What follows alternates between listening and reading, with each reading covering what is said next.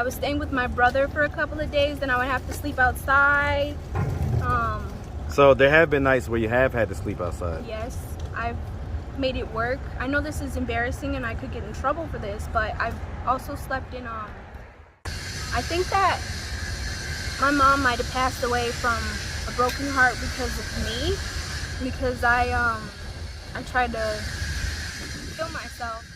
If I asked him, why doesn't he let his baby sister live with him until she gets on her feet, what do you think his response would be? Well, he'll have little responses like, okay, well, this can affect my whole life if I allow it to, so I just have to keep going. But there's like a lot of doubts that I have in my head.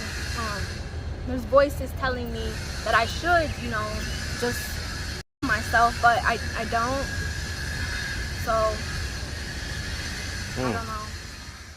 What's up, YouTube? I have the best trainer in Atlanta and possibly the world. Hit him up on Instagram at Katie with the Muscle. Now back to the content. What's up, YouTube? Atlanta Street Interviews out here with another one. So we got a young lady with us today. How you doing today, miss? I'm blessed. All right. I'm gonna have you speak up just a little bit. Alrighty. And so, are you homeless? Yes. Okay. How old are you? I'm 23. 23. And so, how long have you been homeless? For like 2 months now. Okay. Since March. Okay, since March. All right, so a little over maybe 2 months. And so, what was it that happened 2 months ago that caused you to become homeless? So,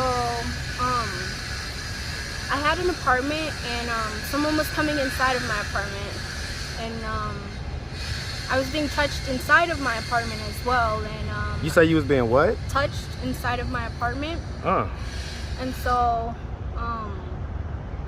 I felt like I didn't have the right help, so I had to leave the state because I was afraid. And another thing, I got into some trouble in up north, so I needed to basically get up out of there. I needed a fresh start. Yes. How long have you been down here in Atlanta? Since March. Okay, since March. Okay. Okay. The apartment that you was living in, was that an apartment you had by yourself, or did you have roommates, or someone else was living there? I had an apartment by myself. Okay. And so you say you was being touched in there? Yes. By who? I believe. Well, the landlord was able to come into my apartment when I wasn't there. Mm-hmm. So I really can't tell you exactly who, but there was multiple people who were able to come inside of my apartment. And you know how you're able to like make someone fall asleep with like something? I believe that was happening to me. So you think they was like kind of making you, basically making you unconscious with maybe chloroform or some other type of some breathing thing that, so you felt like that was what was happening to you? Yes. Okay. Huh. Okay. All right. So do you have any kids? No. No? Have you ever been married? No. No? Okay. So let's start from the beginning. So where are you from? I'm from Illinois. You from Illinois? Yeah. Hey man, what part of Illinois? I grew up in Bolingbrook. Okay. Okay, so not Chicago, nothing like that. No. All right, hey man, shout out that Bolingbrook, Illinois, man. Shout it out all day long. And so, growing up in Bolingbrook, did you have both mom and dad in the household? No. Who'd you grow up with? My mom, but she passed away in 2016. 2016? Huh, I'm sorry to hear about that. So I guess you was 16 then? Mm-hmm. Yeesh, okay. Who did you live with after that? My sister. Okay. And then my godparent. Okay. Your sisters, were they your mom's kids or your dad's kids? My mom. Okay, okay. One of them is from both of my mom and my dad, but the other one, she has her own father. Okay, okay. And so how many siblings do you have? I have 2 on my mom's side, and my brother, he's out here in Atlanta. So okay. And I don't know how many I have on my dad's side. On dad's side? Okay, so I mean, dad, was he active and present growing up, or pretty much not at all? No, he was here and there. When I was about like when I was a toddler, he kind of left, and then when I was 10, he came back into my life. But then when I was 12, he left again, and then after my mom passed away, we conversate over the phone, but he's not physically here in my life anymore. So. And so, what effect do you think that had on you growing up? I don't know how to love myself correctly. I'm a suicide attempt, so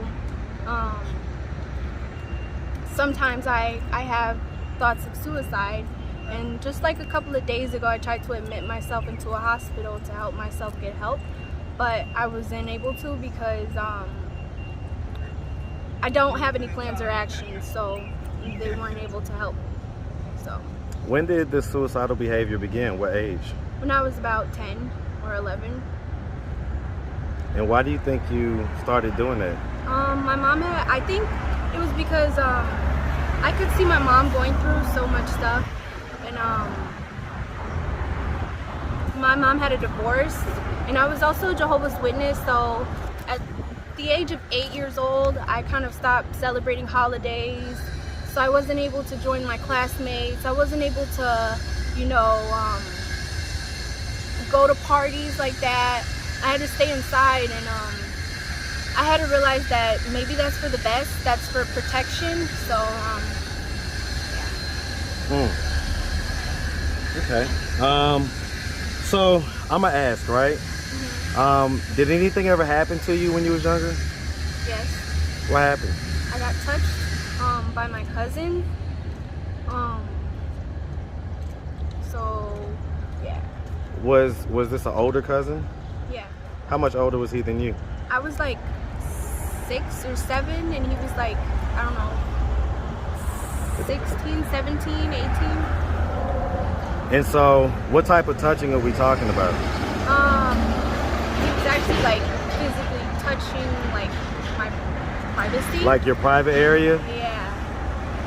And so, was this like a one-time incident, or was it ongoing? My mom didn't want me back around them, so I never went back around them until she passed away.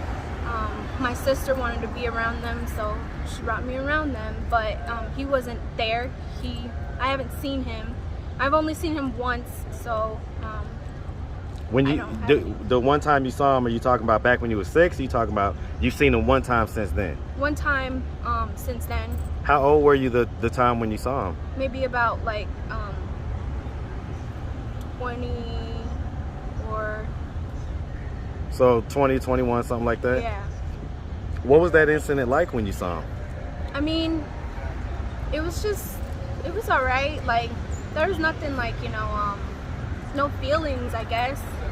You say that your mom didn't want you around them. Did you tell her that had happened?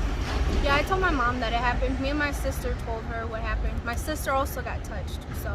Wow. Yeah, we were right next to him in the bed, and that's what happened. Ooh, what was your mom's response? She was pretty pissed off. She was screaming over the phone. She was, trying to figure out something. She was holding me, crying. She wasn't too happy. She felt like it was her fault. She blamed herself for a while, so she stayed by herself. She was single. She didn't want a man near me, so every time I would have every time a man would come around, she would tell me to cover myself. She would tell me, don't wear any shorts, don't, wear anything that's right, don't wear anything that's revealing or that would show off your body or anything like that. I get it. Oh man. What effect do you think that had on you growing up? Do you think that played into any of the suicidal behavior and all that stuff? Yeah. I realized that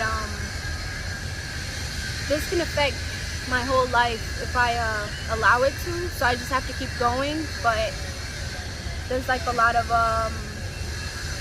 doubts that I have in my head. There's voices telling me that I should, just kill myself, but I don't, so I don't know. So you say that you've been down here since March. Where were you coming from? Was it Illinois? Yes. Okay. What was going on up there that you felt like you needed to get away from? So, I had an apartment, and I was actually incarcerated before I came here. Okay. I'll be completely honest with you. I didn't have the money for soap. I didn't have the money for clothes, and I decided to steal instead of asking because I had anxiety about trying to Ask people for things? yeah. Some people don't say yes, or some people make fun of me because of lack of money. And so I thought that maybe if I don't ask, I also have like a couple of mental disorders that I'm currently struggling with. What are the mental diagnoses? I got diagnosed with BPD, and I got diagnosed with anxiety, depression, PTSD. What age did these diagnoses occur? Well, anxiety, depression, PTSD was the age of 14, and my mom was trying to get me on Social Security, but she passed away when I was 16. So I also had like this major suicide attempt where I had a tube down my throat, and I wasn't really breathing on my own. So I think that my mom might have passed away from a broken heart because of me, because I tried to kill myself, and she wasn't there at the house. She was actually at the casino, and by the time she got there and I was in the ambulance, I wasn't conscious when I went to the hospital. So I think that she thought that it was her fault, and I wasn't really supposed to be here today, but I'm here. Sorry if I don't know how to communicate. No, listen, let me tell you something. You are definitely supposed to be here. 100%. Okay? Trust me when I tell you. And as a matter of fact, you were supposed to walk right by me when you did. So you have no clue how you sharing this testimony is going to help the next person that may be experiencing similar thoughts and similar feelings. So trust me, you're in the right spot. You're right where you're supposed to be. Okay? So, okay. So what has it been like, your experience down here for the last 2 months? So, I had a job at the High, and someone at Gateway showed me this job, and I quit because I was disrespected repeatedly. In what way? Because that's kind of a buzzword people use, disrespect. Tell me how you felt disrespected. So, I felt like the words that they were using, like if I address a situation and someone is telling me like, okay, well, I could fire you right now, or I could do this, I could do that to you, and it's kind of like, okay, they know I need my job, and I told them my situation, and I'm telling them what another manager was doing or saying. Then I feel like, you know, I'm not wrong for addressing the issue. I think that she should have listened to me instead of interrupting me saying, this isn't the Mahogany Show. You know, I have things to do. But, you know. So, okay, I get it. I mean, long story short, you wasn't able to deal with whatever that situation was as far as work goes.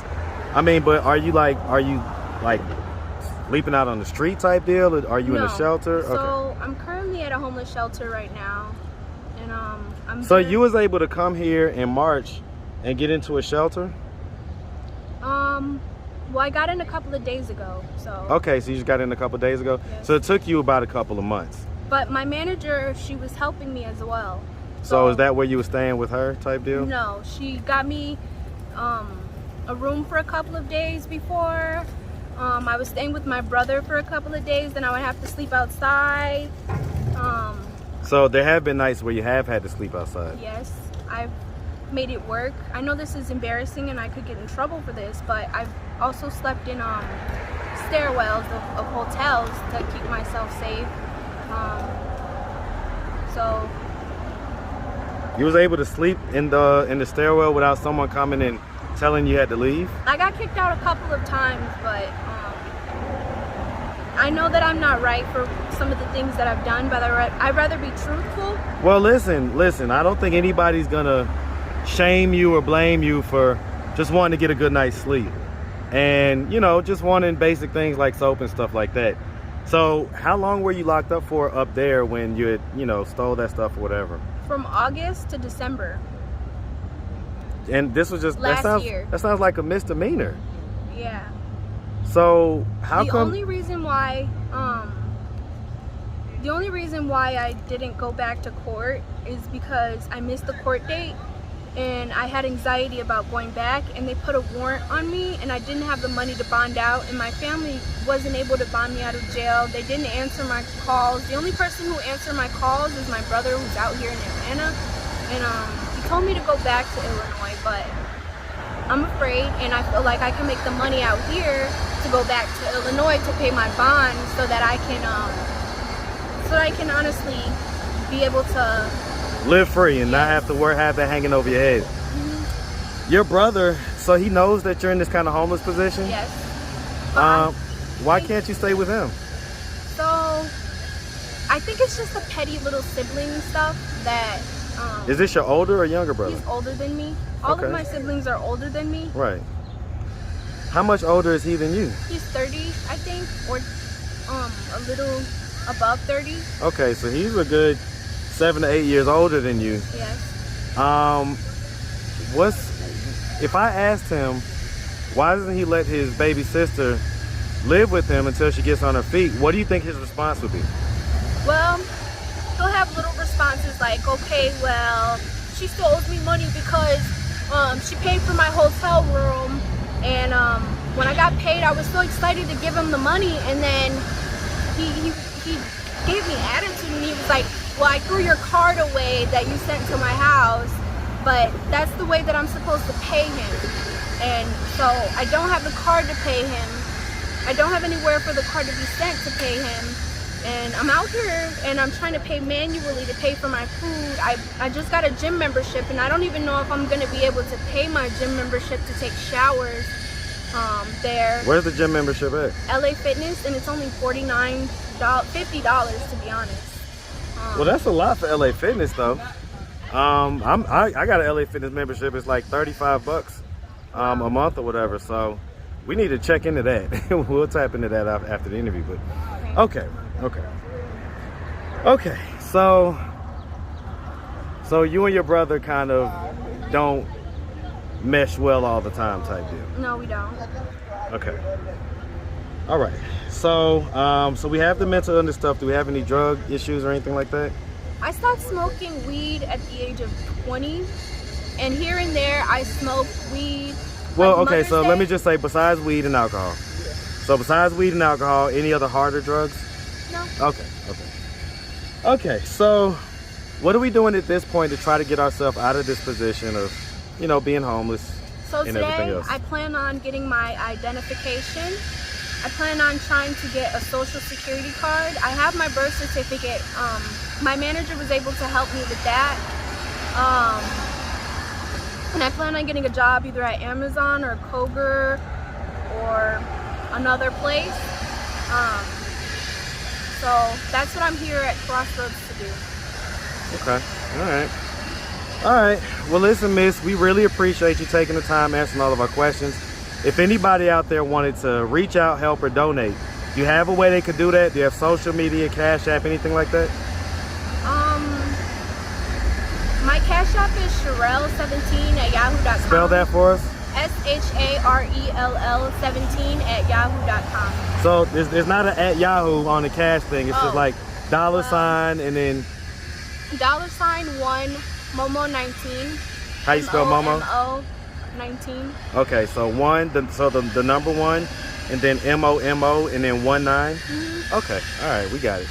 All right, miss. Well, like I say, we really appreciate you, and we definitely wish you nothing but the best out here. Okay? Thank you. Make sure you have a good one, sweetie. Have a blessed day. All right. So, you know, we just got done with the interview. And, you know, as what usually happens, big hugs afterwards, and some tears. How do you feel right now?